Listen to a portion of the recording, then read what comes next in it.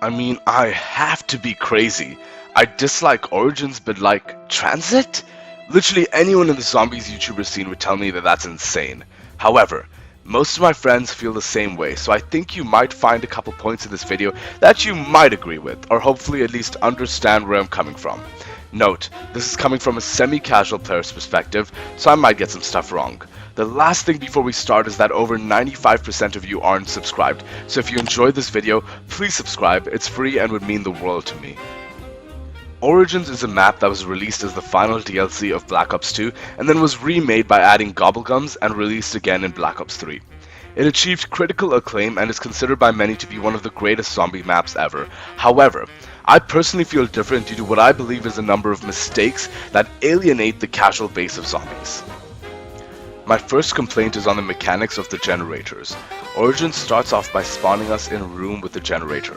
There are multiple generators across the map and turning them all on leads to power.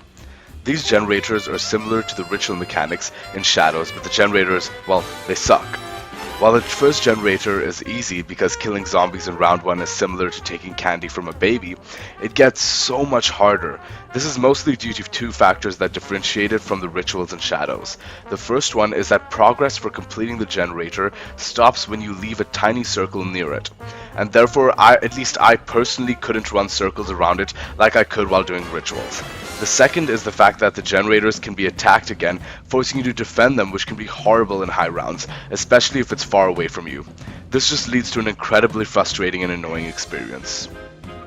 My second complaint is on how complicated it is to experience the map.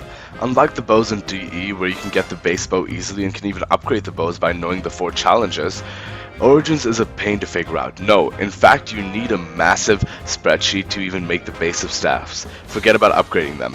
While I don't dislike complication in maps, I think the staffs in Origins were a step in the wrong direction. Note, I mean in terms of how to build them, the idea of having 4 elemental wonder weapons is still one of the best ideas in zombies. I prefer complicated steps that are simple to remember and require in-game challenges. Some examples are the symbols in Shadows to open the area with the eggs, and the different challenges to upgrade the bows in Der Eisendrache. My third complaint is the general difficulty of the map. I'm talking about the mud that makes you walk at a snail's pace, how hard the crazy place is, how it takes ages without Gobblegums to open all the doors, and how hard the Panzer is. A lot of this can be easily solved with Gobblegums, but if we ignore that and consider running this map without them, the Panzers will smack you around if you aren't a good player. This means that most average new players who are playing without Gobblegums get wiped out at round 8. Furthermore, the crazy place will literally drive you into a wall. Stepping in mud while exploring the map will just be a bad time, and it'll take you until round 10 to actually open the map up. My fourth complaint is on the map layout. While I don't think it's the worst, and some of you may think I'm nitpicking or haven't played the map enough, if I were to compare it to Der Eisendrache or Shadows, Origins is just frustrating to navigate. This map was clearly designed to have the crazy place be a shortcut, similar to the underground in Shadows of Evil. But the difference is that you would have to be out of your mind or the best zombies player in existence to want to use the crazy place. This means that you have to walk a lot to get from one part of the map to the other. I've only played about 5 hours in Origins, so maybe I just need to play more to get used to the layout, but at the same time I could easily navigate both Shadows and Der Eisendrache in the same amount of time. Again, not the worst map layout, but nothing incredible. My fifth critique is specifically on the Thunder Fist. In all honesty, this one might be a bit nitpicky too, but irritates me. While I love the robots and the Thunder Fists in Origins, it's incredibly frustrating to have a robot step in a soul box and reset my progress. While it's a creative idea, I don't think it adds much to the map except forcing you to go to higher rounds for faster zombie spawns.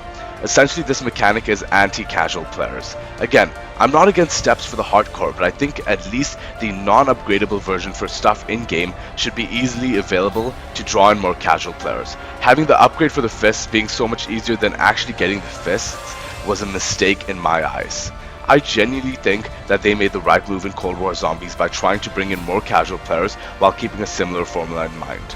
At the end of the day, we get zombie maps due to the money and engagement Activision gets from us.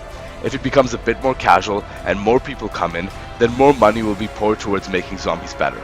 Again, I'm not saying that they should just make zombies easy.